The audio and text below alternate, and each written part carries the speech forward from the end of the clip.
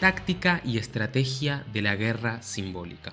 Desde la efeméride del 12 de octubre, el gobierno de Javier Milei puso toda la carne en el asador para disputar la batalla cultural.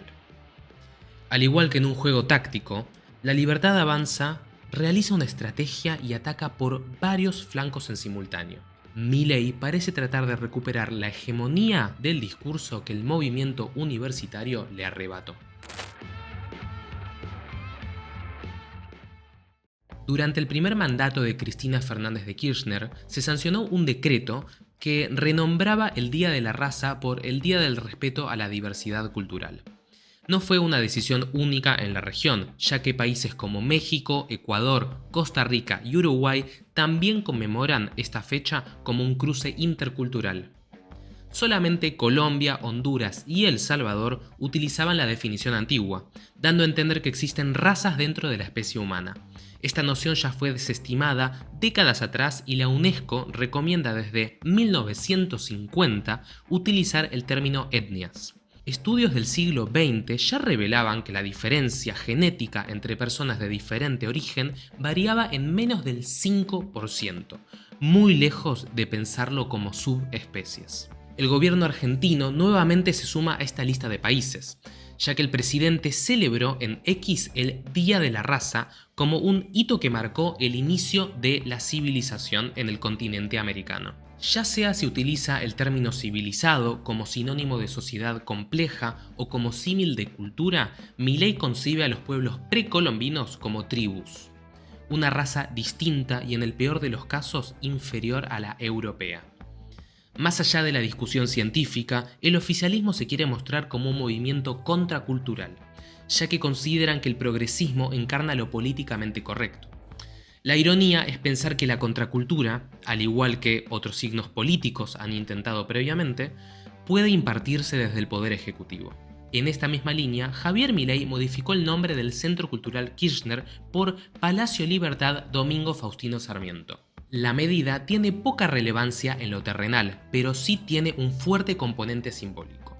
Que toda huella, nombre y emblema que aluda a los gobiernos colectivistas se vayan en fade out. El gobierno libertario le ofrece pan y circo a sus seguidores del núcleo más férreo. Entre el número de inflación mensual en caída y los debates por el ensañamiento del presidente por enterrar al kirchnerismo, se logra desviar la atención de otros temas, como el de financiamiento de la salud y la educación, las marchas universitarias, el sueldo de los jubilados y el índice de pobreza. Sin embargo, el 12 de octubre no culminó con la reinauguración del CCK.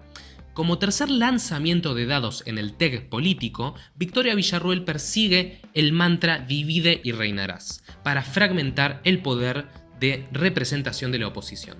La vicepresidenta publicó las fotos de su reunión con Isabel Perón, para meterse de lleno en la interna del peronismo, ya que mientras CFK y Ricardo Quintela disputan su capital electoral, La Libertad Avanza drena los votos peronistas por derecha. La facción justicialista, ensimismada en la elección presidencial de su propio partido, perdió su turno de responder, o más bien se limitó a opinar por X y no consiguió construir una agenda pública contra Milei. El primer mandatario, en su lugar, aprovechó para contraatacar. El 21 de octubre, el gobierno, mostrando su actitud populista, anunció el cierre de la Administración Federal de Ingresos Públicos, o AFIP. En un acto que denota cierta improvisación, ya que se desconoce el futuro del sitio web y la realización de trámites impositivos, Javier Milei transforma a la AFIP en el ARCA.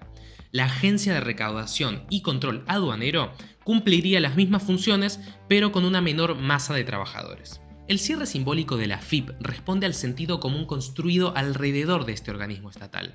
Según esta suposición, si cambia su nombre se vuelve mejor, como si la carta que desaparece, un mago mediocre, no se asomara aún bajo su manga.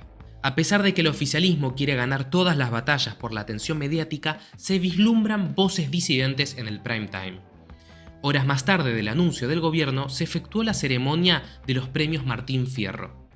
En ella, Graciela Borges, Norman Brisky, Mirta Legrand, el decano de Filosofía y Letras de la UBA Ricardo Manetti, entre otros, se posicionaron a favor del financiamiento del cine argentino, el Inca y la universidad pública. Entre ovaciones, cánticos y miradas de desconcierto, un grupo de eminencias del séptimo arte tomaron las fichas del juego.